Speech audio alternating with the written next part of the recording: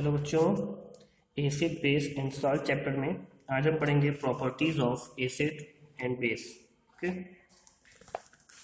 तो शुरू करते हैं यहाँ पे फिजिकल प्रॉपर्टीज ऑफ एसिड। तो सोर इन टेस्ट इन एक्वस सॉल्यूशन। ठीक है, मतलब अगर एसिड का हम एक्वस सॉल्यूशन बनाते हैं तो उसका जो टेस्ट होता है वो खट्टा होता है। ठीक है, मिनरल एसिड जैसे कि HCl, HNO3, H2SO4, ठीक है, तो ये जो एसिड्स हैं वो हाईली कोरोसिव होते हैं। अब ये कोरोसिव क्या होता है? कोरोसिव मतलब इसे हम कह सकते हैं कि ये बहुत ही क्षारक समझते हो आप, मतलब ये इसको अगर हम पी लें तो ये बहुत नुकसान कर सकते हैं। ठीक है, ये अगर हाथ पे गिर जाए तो ये हाथ जल सकता है, मतलब बहुत ही तेज होते हैं। कोरोसिव का मतलब बहुत ही तेज होते हैं। ठीक है, बहुत तीखे होते हैं, इस टाइप का समझ लो।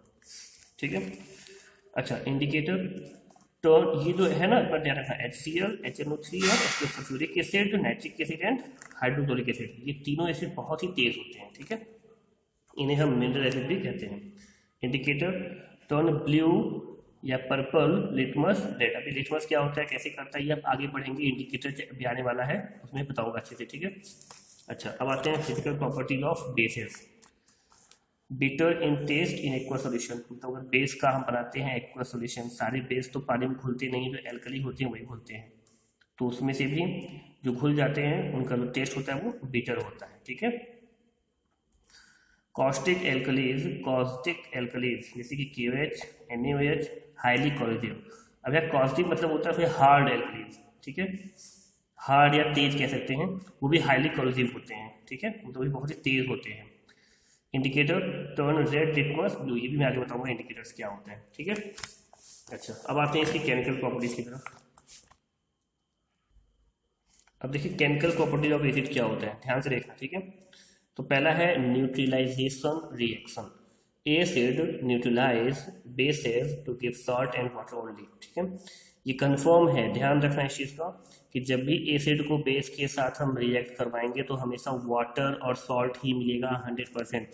इसका मतलब एसिड बेस को, या कह सकते हैं कि बेस भी एसिड को न्यूट्रलाइज कर देता है, मतलब खत्म ही कर देता है। बेस एसिड से मिलता है, जो बनता है ना उसमें ना तो एसिड वाली क्वालिटी होती है ना बेस वाली, कुछ अलग ही बन जाता है, सॉल्ट बन जाता है। सॉल्ट ना तो एसिड है ना ही बेस है, बिल्कुल अलग है।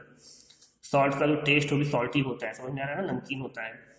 और फिर पानी, तो इसका मतलब दोनों ही दूसरे को क्या कर देते हैं, न्यूट्रलाइज कर देते हैं, और क्या देते हैं, सॉल्ट एंड वाटर। समझ में आ गया? अच्छा, दूसरा है reaction of active metals and acid. ठीक है, डिल्यूट मतलब हल्का एसिड। ठीक है, acid react with active metals. अब एक्टिव मेटल को या उन्हीं मेटल को हो, कोई दिक्कत नहीं उसमें, मतलब एसिड जब मेटल्स के साथ रिएक्ट करता है, ठीक है, जैसे Mg है, Al है, Zn है, Fe है, ठीक है, लोहा है, जिंक है, एल्यूमिनियम है, ठीक है, मैग्नीशियम है, तो लिबरेट हाइड्रोजन, वो हाइड्रोजन रिलीज करता है। ध्यान से देखो यहाँ पे। ठीक है, जैसे यहाँ पे एक एक्टिव मेटल लिया है, जिंक लिया है, उसको एक एसिड डिल्यूट एसिड, ठीक है, हल्का एसिड, उसके साथ इसको रिएक्ट कर दिया है, तो यहाँ पर हमको जिंक क्लोराइड मिल गया है और यहाँ पर हमको हाइड्रोजन मिल गया है। समझ में आ गया? अब नेक्स्ट है हमारा reactions of chlorides, nitrates, bicarbonates and carbonates with acid. मतलब क्लोराइड्स, अब क्लोराइड्स के लिए इसने यहाँ पर सोडियम क्लोराइड दे दिया है। जरूरी नहीं आप सोडियम लो, आप यहाँ पे सिल्वर क्लोराइड, ठीक है, आयरन क्लोराइड, कुछ भी ले सकते हो अपने हिसाब से। ठीक है, तो उसने फिलहाल यहाँ पर सोडियम क्लोराइड लिया हुआ है। ठीक है, तो क्लोराइड के लिए उसने सोडियम क्लोराइड, नाइट्रेट के लिए उसने सोडियम नाइट्रेट, बाइकार्बोनेट के लिए उसने सोडियम बाइकार्बोनेट, और कार्बोनेट के लिए उसने सोडियम कार्बोनेट ले रखा है। समझ में आ गया? तो ये सब सॉल्ट हैं, तो उनका एसिड के साथ रिएक्शन करा रहा है और देख रहा है कि क्या होता है। देखो यहाँ लिखा है लेस वोलाटाइल एसिड, जितने भी एसिड यहाँ पर हैं वो लेस वोलाटाइल हैं। वोलाटाइल क्या होता है आपको पता है, मैंने बताया था। वोलाटाइल वो होता है जो बहुत इजीली वेपर में कन्वर्ट हो जाता है, बहुत ही कम टेम्परेचर पर वो क्या होता है, वेपर में कन्वर्ट हो जाता है। तो जो लेस वोलाटाइल एसिड है, जैसे कि ये सारे एसिड हैं, ये सब लेस वोलाटाइल एसिड हैं। अगर उनको हम इसके साथ, किसके साथ, क्लोराइड्स के साथ, नाइट्रेट्स के साथ, बाइकार्बोनेट के साथ या कार्बोनेट के साथ, अगर हम लेस वोलाटाइल एसिड को रिएक्ट कराते हैं तो वो टर्न हो जाता है, वो कन्वर्ट हो जाता है मोर वोलाटाइल एसिड में। समझ में आया कैसे? यहाँ पे देखो HCl हो गया, हमने H2SO4 को NaCl के साथ रिएक्ट कराया और हमको क्या मिल गया, HCl मिल गया, जो कि है मोर वोलेटाइल एसिड। समझ में आ गया? ऐसे हमें इसको इससे कराया तो हमको SO3 मिल गया, यहाँ पे कराया, सब कुछ सिंपल है, आपको सिर्फ लर्न करना है। समझ में आ गया? यहाँ पर आपको H2CO3 मिलता है जो कि अनस्टेबल होता है, ठीक है। तो यहाँ पर आपको सिर्फ लर्न करना है, ज़्यादा इसमें कुछ समझने वाला नहीं है। हम आते हैं केमिकल प्रॉपर्टीज ऑफ बेसेस, ठीक है। तो बेस की केमिकल प्रॉपर्टीज देखते हैं। Alkalis react with ammonium salt, ठीक है। एल्कलीज मतलब देखो यहाँ पर NaOH है, ये एक एल्कली है, बेस है, एल्कली भी है क्योंकि ये पानी में घुल सकता है।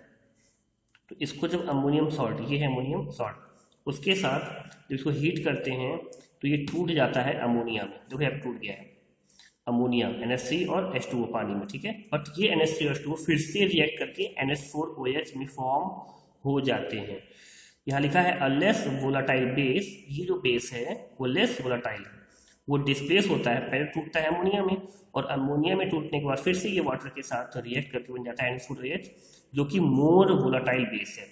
समझ में आ रहा है? ऐसा बेस जो बहुत जल्दी वेपर में कन्वर्ट हो सकता है। समझ में आ रहा है ना?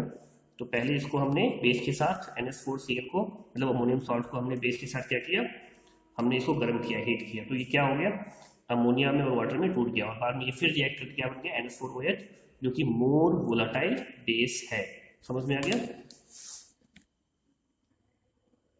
अब देखिए, alkali react with certain metallic salt solution, ठीक है। तो एल्कली जो है वो कुछ जो है सब कुछ निश्चित मेटेलिक सॉल्ट क्या होता है, ऐसा सॉल्ट जिसमें कहीं कहीं मेटल भी हो। जैसे देखो यहाँ CuCl2 में Cu क्या है, कॉपर है, कॉपर क्या मेटल है, यहाँ पे Fe क्या मेटल है, जिंक क्या मेटल है, तो ये मेटेलिक सॉल्ट है। जब ये मेटेलिक सॉल्ट बेस के साथ एक्वस सॉल्यूशन के साथ, समझ में आया, बेस के एक्वस सॉल्यूशन के साथ, या कह सकते हैं एल्कली, क्योंकि एल्कली ही पानी में घुलता है, उसके साथ जब ये रिएक्ट करते हैं तो सॉल्ट बनाते हैं, और साथ में इनसॉल्यूबल हाइड्रोक्साइड बनाते हैं। हाइड्रोक्साइड जहाँ पे भी आएगा उसको भी हम बेस कहेंगे, मतलब ये भी एक तरह से बेस ही है। अगेन बेस फॉर्म हो रहा है, लेकिन ये इनसॉल्यूबल है, मतलब ये उस एक्वस सॉल्यूशन में घुलता नहीं है। ये एरो बताता है कि वो प्रेसिपिटेट है, नीचे जाकर बैठ जाता है। समझ में आ गया ना? जैसा मैं पहले बताया था, कुछ इस तरह से नीचे जाकर के ऐसे बैठ जाता है, ठीक है। समझ में आ गया? तो ये आपको लर्न करना रहेगा। अब आते हैं next, properties of acids and base neutralization. तो जो चीज़ अभी आपने यहाँ पढ़ी थी न्यूट्रलाइजेशन वाला, ये वाला, वही सेम चीज़ यहाँ पर भी है, ठीक है।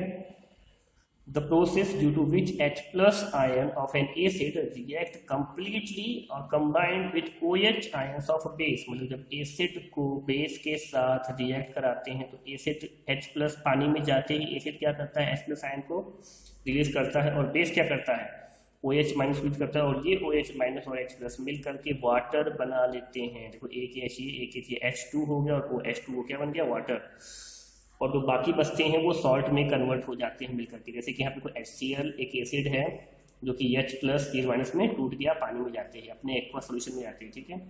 ये NaOH एक बेस है, सोडियम हाइड्रोक्साइड, और ये Na+OH- में टूट गया, ठीक है। और फिर ये OH- और H+ आपस में मिलकर क्या बना लिए, वाटर, और फिर ये Na+Cl- मिलकर NaCl, मतलब कॉमन सॉल्ट। समझ में आ गया? इसीलिए मैं बार बार कहता हूँ कि एसिड और बेस जब भी मिलते हैं तो हमेशा सॉल्ट और वाटर 100% बनता है। तो इसी के बारे में दिया हुआ है कि जब न्यूट्रलाइजेशन होता है, जब ये न्यूट्रल हो रहे होते हैं तो क्या क्या होता है, तो क्या होता है, H+ या प्रोटॉन जो भी कह लो, वो क्या होता है, वो एसिड से निकलता है, और हाइड्रोक्सिल आयन जो है OH- वो एल्कली से निकलता है, और दोनों मिलकर H2O को फॉर्म कर लेते हैं। समझ में आ गया? 10 HCl डोनेट H+, इस प्रकार से HCl जो है वो डोनेट करता है H+ आयन, H+ आयन को या प्रोटॉन को। मैंने समझाया ये प्रोटॉन क्यों है, लास्ट वीडियो में मैंने समझाया, जाके देखिए उसको। तो HCl क्या करता है, डोनेट करता है, और NaOH में जो OH क्या है वो उसको एक्सेप्ट कर लेता है, ठीक है। OH ion of NaOH which accept the proton और फॉर्मिंग वाटर। समझ में आ गया ना? हीट ऑफ न्यूट्रलाइजेशन, हीट का क्या होता है, the amount of heat liberated when 1 gram equivalent of acid और बेस इज कंप्लीटली न्यूट्रलाइज। अगर 1 ग्राम एसिड ले लिया जाए, 1 ग्राम बेस ले लिया जाए, उसको आपस में कंप्लीटली न्यूट्रलाइज किया जाए तो कुछ हीट निकलती है उसमें से। समझ में आया? तो ये यहाँ पर आपका इस वीडियो में properties of acid and base finish हो गया है। अगर समझ में नहीं आया तो एक बार वीडियो को फिर से देखिएगा, इसमें मैक्सिमम लर्न करने वाला है, कुछ खास समझना नहीं है, बस यही बताया गया है कि जब भी कोई मेटल या कोई भी कंपाउंड की दूसरे कंपाउंड से रिएक्ट कर रहा है तो क्या क्या वहां पर हमको मिलता है। समझ में आ गया? तो मैक्सिमम इसको लर्न करने वाला है, इसमें से एग्जाम में बहुत सारे क्वेश्चंस आते हैं।